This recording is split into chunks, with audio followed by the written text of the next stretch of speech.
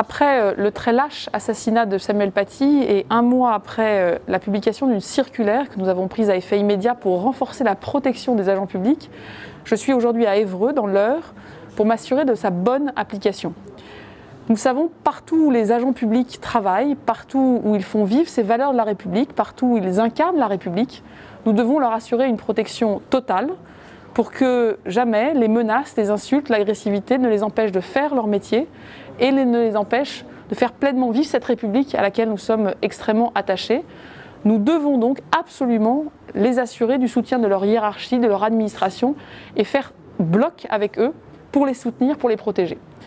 Les managers publics, les chefs de service, l'ensemble des administrations ont aujourd'hui cette obligation de protection, cette obligation de soutien. Et en tant que ministre de la Transformation et de la Fonction publique, c'est aussi mon devoir de m'assurer que chacun connaît ses obligations pour que chaque agent public, qu'il soit dans l'hospitalière, la territoriale ou dans l'État, soit assuré de notre soutien. Et je suis venue écouter les cadres de l'État, écouter les agents de terrain, écouter tous ceux qui sont confrontés, malheureusement, à des agressions, à des insultes, à des menaces très vives contre leur personne, m'assurer que nous leur avons offert la protection nécessaire, que nous les avons accompagnés, que nous les avons suivis et qu'ils ont pu reprendre à la fois leur activité, leur vie quotidienne, sans peur, sans anxiété.